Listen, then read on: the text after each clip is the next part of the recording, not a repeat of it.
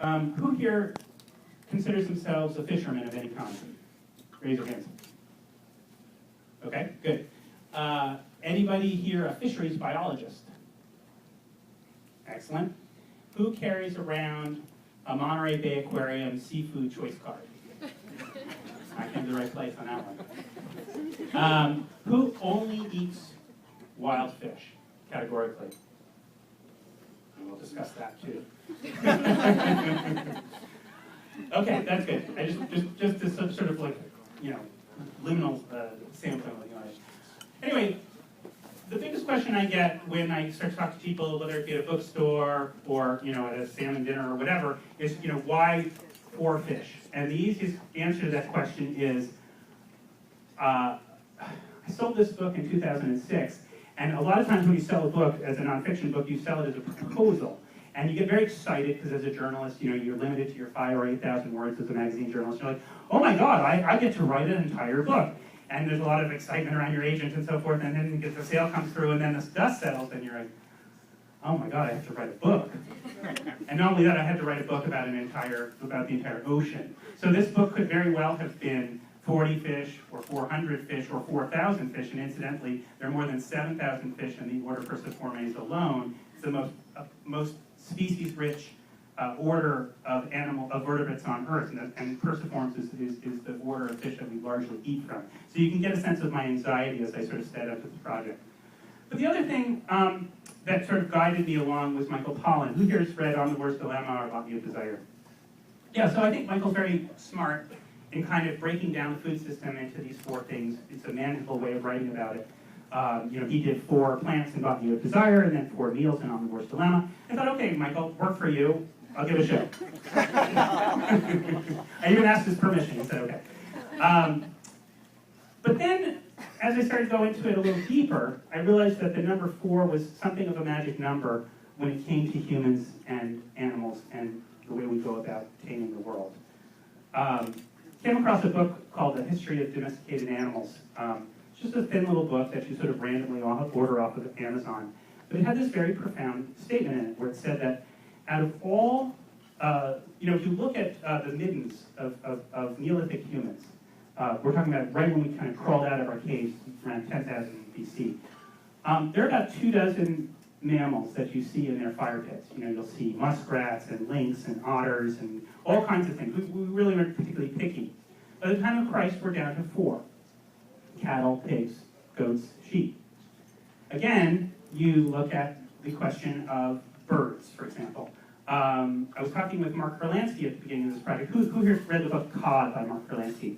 Fantastic book. Mark actually appears in the book. I challenged him to see if he could taste the difference between a wild cod and a farm cod, but you have to read the book to find out if you could do that. Anyway, so Mark was like, working on his oyster book at the time, and he was deep entrenched in microfilm and so forth in his very writerly office. And he would start talking about menus, and menus from 19th century New York, 18th century New York. He said, if you look at these menus, which are in fact the middens of modern humans, you will see in the poultry section, you will see snipe, woodcock, pheasant, pigeons of various orders, and all these different kinds of birds. And by the time we reach the age of modern industrialized animal husbandry, we are down to 4. Turkeys, ducks, chickens, geese. So that was one piece of the puzzle as I started putting the whole book together. The other thing was something that came across my transom, which is that recently we are reaching a point of parity in the marketplace of seafood. 50 years ago, everything pretty much we ate from the sea was wild. Even Atlantic salmon was wild.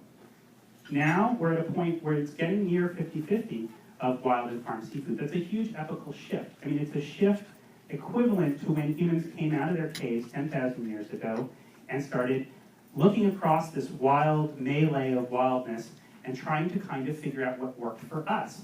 Now, of course, when humans did that 10,000 years ago, we were a small little island of species, not really thinking that we could do such huge, massive damage to the world, but in fact we did. And in fact, it's what's kind of interesting, if you look at pre-colonial records or time of colonization records of the United States, there were about 60 million head of bison on the American Great Plains.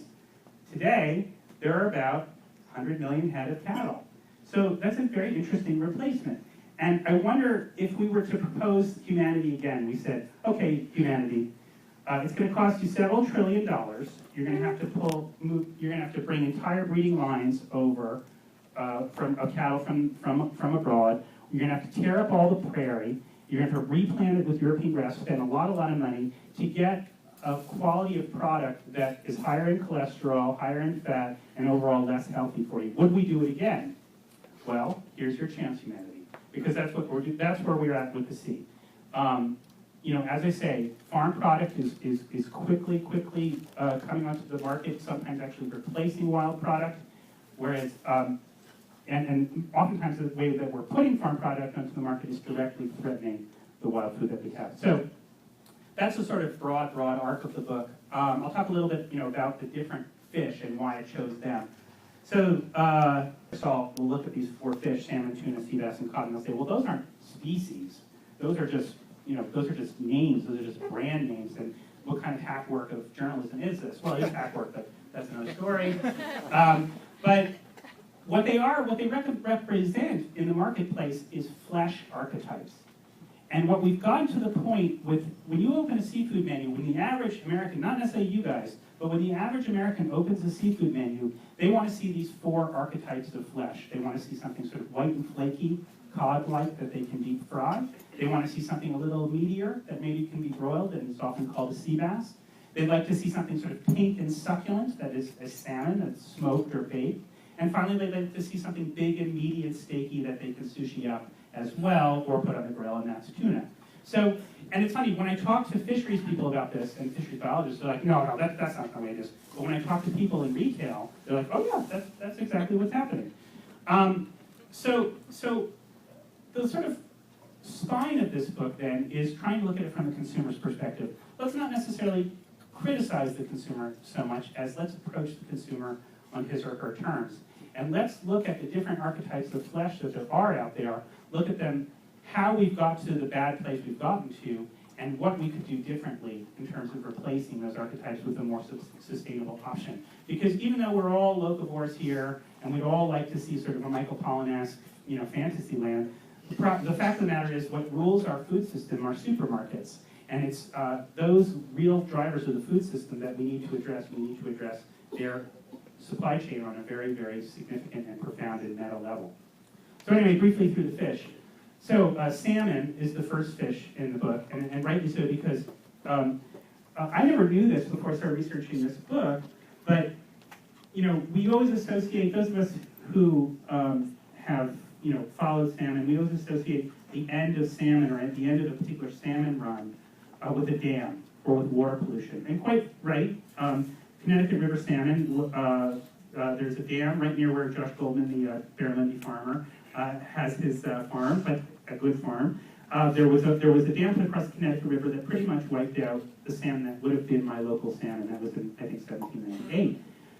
Well, that's one piece of the pie, but there still were quite a few salmon out there as recently as the 1940s and 50s in the Atlantic. What really got salmon, and I'm glad that Stu talked about the sort of just egregiousness of overfishing, what really got Atlantic salmon was when a group of Danish and Faroese fishermen found the small little patch off Greenland where every single wild Atlantic salmon in the world went to feed. And what happened is those Danish and Faroese and later other Scandinavians fished them, and they fished them really hard. And that pretty much, you can then plot a downward graph on salmon, wild salmon, goes down, down, down, to the point where they now are commercially extinct. Wild Atlantic salmon are commercially extinct. Anytime you see Norwegian salmon, Irish salmon, Scottish salmon, Nova Scotia salmon in the marketplace, with a few sort of specialty exceptions, that is a farmed fish. And you can see pretty much on a graph those two things, you know, crossing each other around the late 60s, early 70s. Wild salmon goes into huge decline, farmed salmon goes into a huge rise. So that was that. The next fish on the agenda for me was the European sea bass. Who here has ever eaten a branzino or a ludemana? Right? So, do you think that's a wild or a farmed fish? All right, good.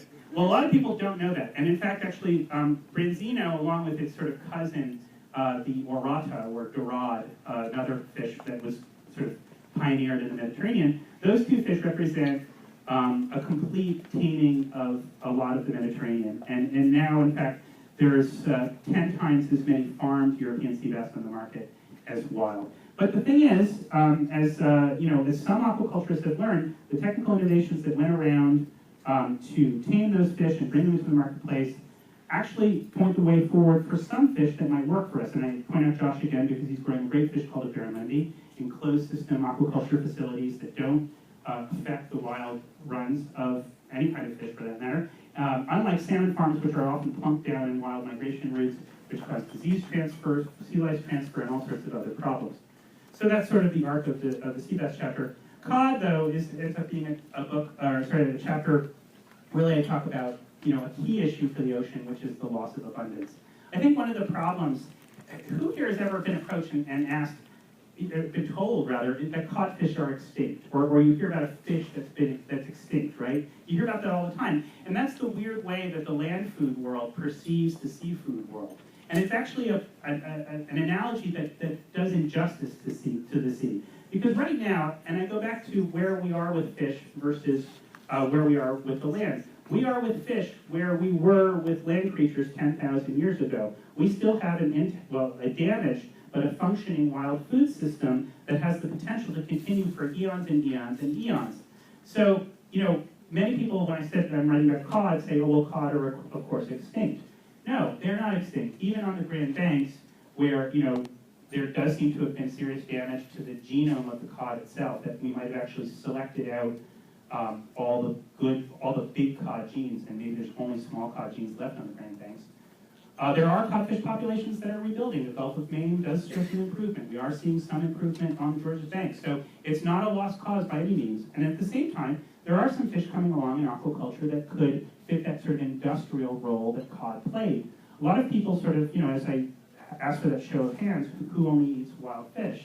Well, there is a place, I think, in the marketplace for sustainably farmed fish, like, for example, a tilapia, or like, for example, a wonderful fish, the American farm-raised catfish, which actually creates wetlands because all the small ponds throughout the South were created by corn and cotton farmers who lost a lot of their market when the Soviet grain embargo started. Suddenly, they needed another crop, and they started putting in catfish ponds. And what did they do? They created wetlands. And what did those wetlands do? They supported all sorts of wading birds.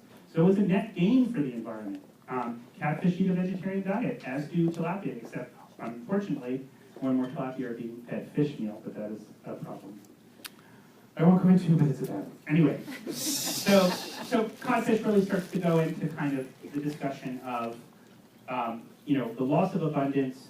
Can we reclaim abundance? But if we are going to reclaim abundance with codfish, we maybe have to reclaim it on different terms. That codfish is a wild animal first and foremost, that we can't treat it as an industrial product for a fish stick or a fillet of fish sandwich. In fact, actually, if you look at if you trace the arc of the fillet of fish sandwich, you actually can trace the arc of species extirpation. The first fillet of fish sandwich was halibut, and it was actually put on the market in the first place because a local franchise owner in I think it was in Wisconsin or Ohio, had a very large Catholic constituency, and nobody was going to McDonald's on Friday. So he innovated this sandwich. It was made out of halibut. He brought it to Ray Kroc, and he said, "What do you think of my sandwich?" And I think it was coming in at 89 cents. And Ray Kroc said, "No, that's got to be a 25-cent sandwich. I don't want to see an 89-cent sandwich." So he went to 25 cents, and what did he use was cod. And now we're on through the cod, and what is the fillet of fish sandwich now? Exactly, Alaska pollock. And what's on the horizon? Tilapia. And in fact, I was in a Denny's recently, the only fish on the menu was tilapia. And as you know, or maybe don't know, tilapia, it was Josh who said to me that tilapia, when he first heard the word tilapia, he thought it was a stomach disease. But it's not a stomach disease, it's actually a pretty environmentally sound fish. And if it's raised with fed vegetarian feed, it can be a great thing. And I think it has some potential to take pressure off of wild stocks.